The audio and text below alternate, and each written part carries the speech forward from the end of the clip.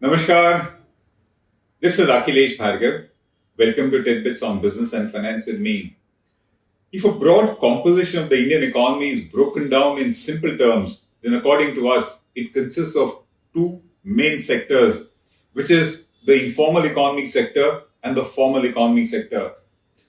For a low middle income country like India, where jobs are scarce, the informal economy is the real lifeline of the nation's livelihood, life, living, and jobs. The sector's preeminence is evident in a recent report of SBI Research, which says that 93% of India's workforce is employed by the informal sector, while an ILO report says that over 80% of India's non-agricultural jobs they come from the informal sector. The informal sector also contributes to about 40% of India's GDP. It is an important part of the GDP, and yet, due to policies like the draconian demonetization, because of a hurried and complex GST, because of increasing digitization, the informal sector, which is India's mega job creator and generator, has been at the receiving end during the Modi regime. The sector has been the focus of a recent report from SBI Research, whose conclusions we think are completely flawed, quite misplaced, and contrary to the ground realities as all of us see in our daily lives.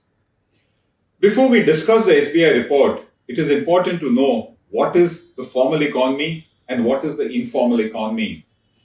Wikipedia puts it in a simple definition to say that the formal sector economy is one whose activities are taxed and are included in the national GDP, while those of the informal sector, it says, are neither taxed and nor are they included in the nation's GDP.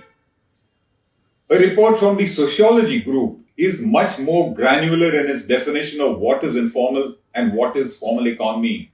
It says that the formal sector is one where workers have job protection, they have social and economic security, and they have incentives like bonus, paid leave, maternity leave, etc.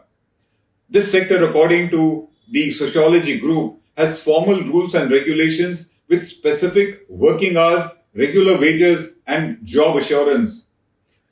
The informal sector workers, on the other hand, have no job security. They have no social security or retirement benefits. They have no regular working hours, and they yet have low earnings. Workers in the formal sector are generally employed by the government, by corporates, by banks, etc. While the informal sector consists of street vendors, small traders, small enterprises, brokers, commission agents, etc.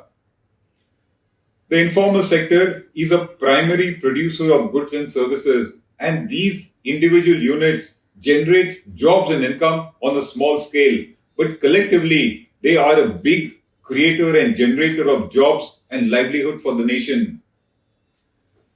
The International Monetary Fund says that the informal sector economy is a globally widespread phenomenon in all nations of the world. It says that it constitutes over 1/3 of the economy of low and middle income nations, and the informal sector constitutes about 15% of the economy of advanced nations also. The IMF then refers to an ILO report to say that 60% of the world's employed population is engaged in the informal sector. The IMF says that it is wrong to say that the informal economy is caused mainly by firms and individuals cheating in order to avoid paying taxes, and so they are in the informal economy. It says that that is not correct. The informal economy actually exists because of want of skill and insufficient education to be eligible for formal sector employment, and also because of difficulty in accessing public and financial services, according to the IMF. The informal sector is thus a safety net for all those who are not engaged in the formal sector. Informal sector workers are therefore poor as compared to the formal sector workers, and they have no formal employment contracts or social protection or retirement benefits, etc. As we said earlier, reduction of the informal sector has been the declared focus of the policies of the Modi government since its early days, and a report from SBI Research on it says that post 2016, the year of demonetization, a plethora of measures which accelerated digitization of the economy and the emergence of a gig economy have facilitated a higher formalization of the Indian economy. It says that formalization of the Indian economy has shot up because of these policies. SBI research says that 80% of the Indian economy has been formalized in 2021, which is as of now, as against, according to it, 48% of the Indian economy being formalized in the financial year 2018. The report then says that there has been a positive development in the Indian economy amidst the pandemic. Owing to the various efforts of the government, there has been an increase in the formalization of the economy, contends SBI. Based on specific examples, the report says that at least 13 lakh crores has come under the formal economy through various channels over the last few years, which it says includes a recent scheme on e-Shram portal. The focus seems more to be on the formal sector jobs being created. It refers to the 2011 census to say that the informal size of trade, hotels, transport, communication and broadcasting in India was 40% of the total of that sector in 2011. In other words, at that time, just about 40% of this sector was in the informal sector. It says that in 2011, 34% of the construction sector was informal, 20% of manufacturing was informal, and public administration stood at 16%. Because of significant formalization efforts of the government, the informal sector, according to SBI research, is now nil. In sectors like real estate, agriculture, insurance, finance and utility services, which on the surface itself does not match with the ground reality. How can agriculture as a sector have a nil informal content? Most of it still remains outside the formal sector, and even a large part of the real estate remains in the informal sector today. The SBI report then refers to the EPFO payroll data to say that between financial year 2018 to July 2021, 36.6 lakh jobs have been formalized.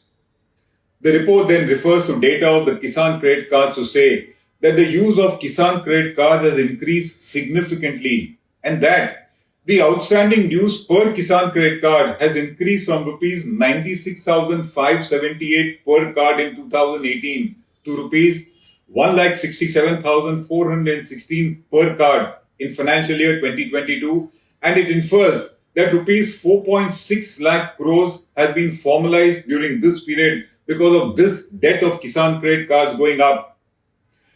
This SBI report, which claims that there has been a significant jump in the informal economy, to us is far away from the ground reality.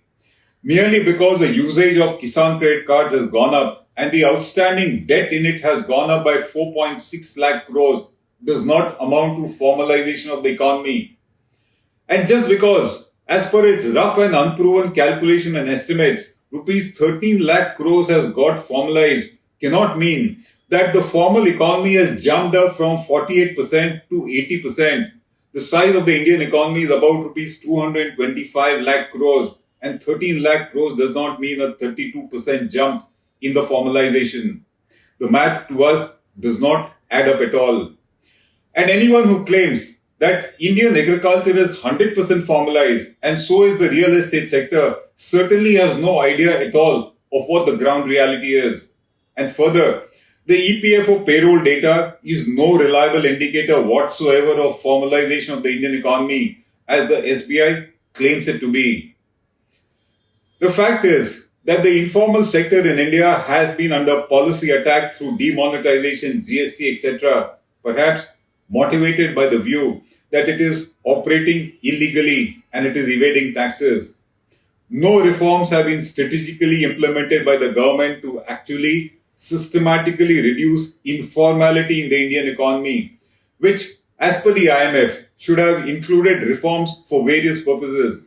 What are those reforms needed in order to increase formality of the economy? The first one, improving access to and improving the quality of education in India is needed in order to reduce the informal sector. That has not happened. The second one, having a simpler VAT and GST corporate tax system with a lower tax rate and lesser headaches of compliance, which have gone up during the past few years rather than going down, has again impacted this formalization versus informalization. The IMF then says that easy and expanded access to bank finance is needed for the informal sector to reduce. And finally, what we need is lesser laws, lesser bureaucracy, lesser compliance, single window compliance, none of which has taken place so as to motivate a shift in India from the informal sector to the formal sector. These are the reforms that the IMF says must be implemented in case you want to reduce the informal sector.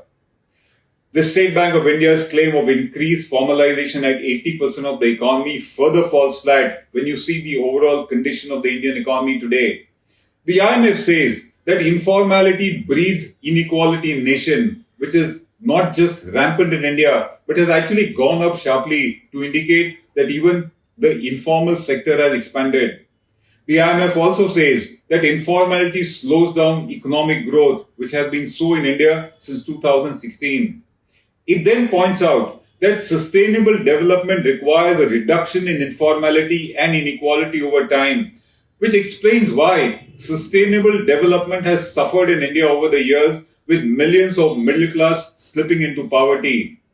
The massive increase in inequality in India only points to an increase in the informal sector and not in its reduction, as the SBI report claims.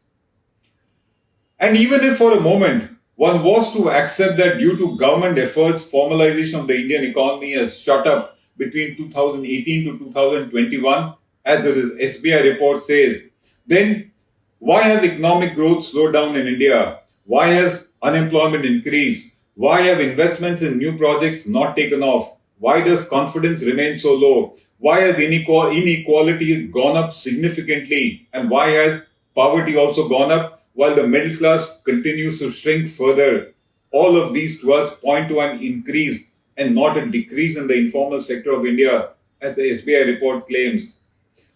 All that has happened since 2018 in India is that because of digitalization and GST, the informal sector is on the government's radar for tax collection. But then, being on the radar in this manner also does not help eventually if growth, incomes, and profits are missing from the sector, which is the case at present. All that has happened since 2016 to now is probably increased digitization of the Indian economy, because of which transactions are known to the government. But that does not mean that formalization of the economy has taken place. This is Akhilesh Bhargava signing off till we meet again. Namaskar.